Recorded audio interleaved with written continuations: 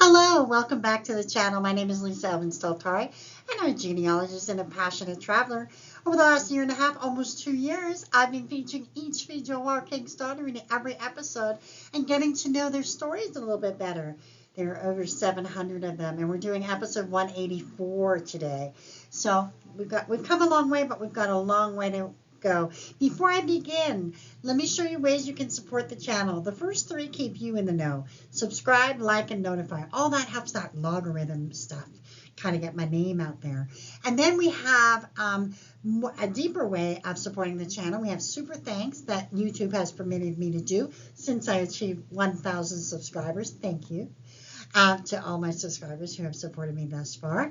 And also I have, so that super thanks is on your dashboard if you're so inclined.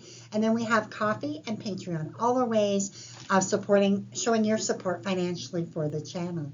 So with that being said, let's get started. And by the way, thank you to all of you who have supported me all along. I really, really appreciate so many of you who have written and keep supporting me. I'm just very touched. So thank you very much. It makes this work truly worthwhile. So Catherine Barre was my episode 184. So a funny thing happened on the way. My viewer had requested it, so I was like, okay, I put it on the list. And then all of a sudden I'm like, I think I know that name. So it was a fille du roi that I had sort of forgotten about. She's on my list, but so all of a sudden I'm like, oh my gosh, she's one of mine. So it was like a little gift. So let's get to know Catherine Barre a little bit better. So Catherine was born in 1641 on the Ile de Ré, which is an island off the coast of La Rochelle. It dates from the 7th and 8th century. Throughout its history, it's been ruled by both France and England. It's also been part of the Huguenot conflicts of France. Today, the population is about 17,000 people. A bridge was built, that's the bridge on the middle, in 1987, connecting it to the mainland. As you can imagine, it's a major tourist attraction, and there are an incredible amount of historical monuments to visit. When I looked at the picture, it truly was a slice of paradise. And she is part of the Saint-Martin, so I wanted to show you exactly where she is on the island, where she comes from. Just amazing. Just everything you can imagine what paradise looks like. That's kind of what I'm thinking. So that's where she left. Now let's see where she's coming to.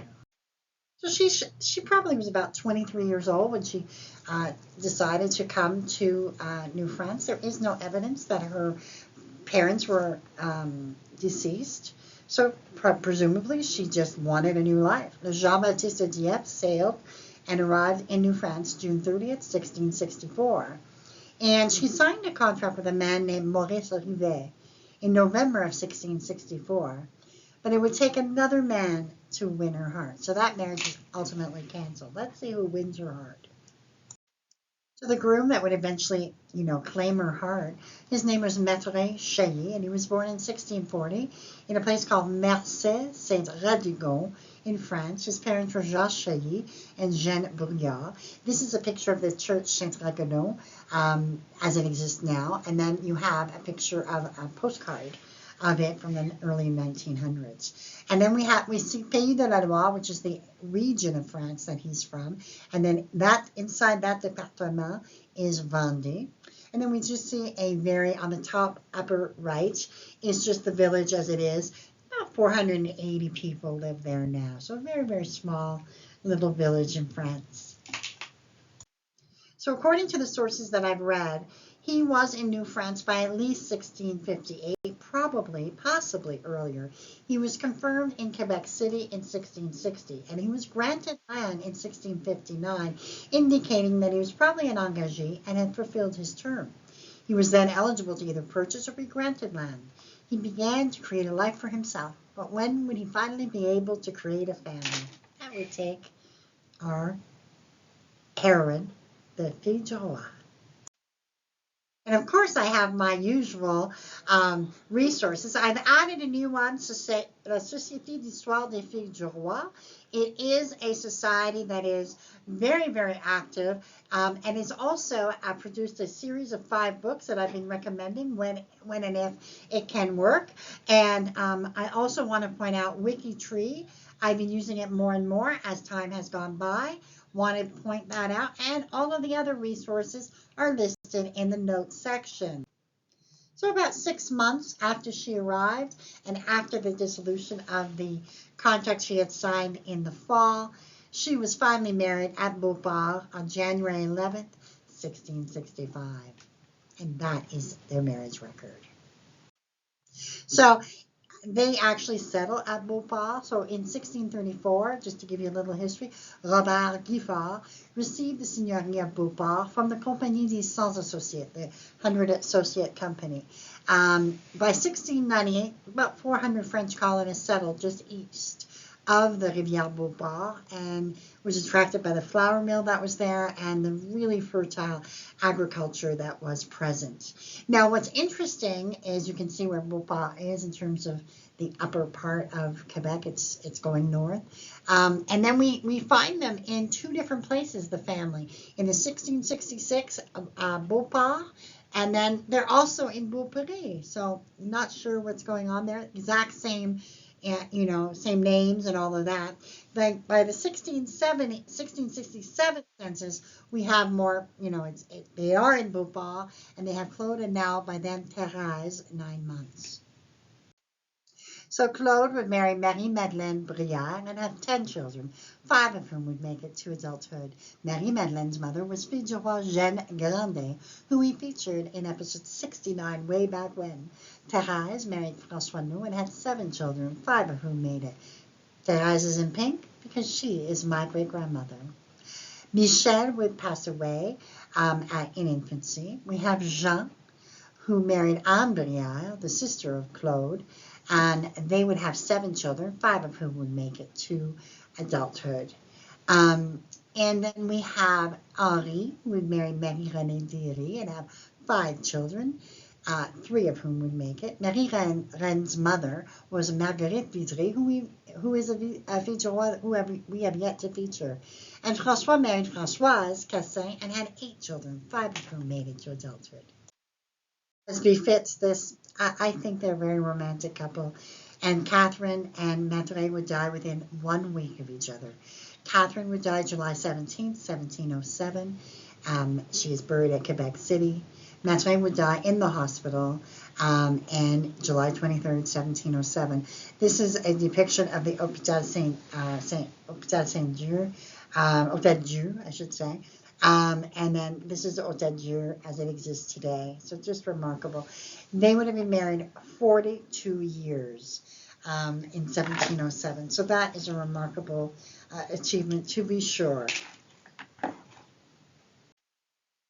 Maitre is profiled in Thomas J. Laforest's book, Our French-Canadian Ancestor, and please have a look at our free, if you don't have that volume, you can go on our Free French-Canadian Ancestors Facebook page, and they have all those files listed. I have put the, the note for you as well, okay, so that you can, the address, so you are able to click on it, and it will take you right there.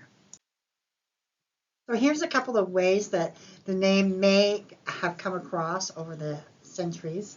We have Chailly, Chalet, Chailly, Chailly, Chalier, Charlier, Cailly, Charlier, Chai, Chailly. I mean, it just goes on. Chailly, La Salle, and Sawyer. So this comes from page 76, Our French-Canadian Ancestor, Thomas Laforest. Have a look. And if you see any of the spellings of that name, it may go ding, ding, ding in your head. So here are some resources. I've added a new one, Société d'Histoire des Filles du Roi. Please have a look at that. It has produced a wonderful series of books on Les Filles du Roi, 5 in total that I have. That I was given as a gift at Christmas time from my best friend.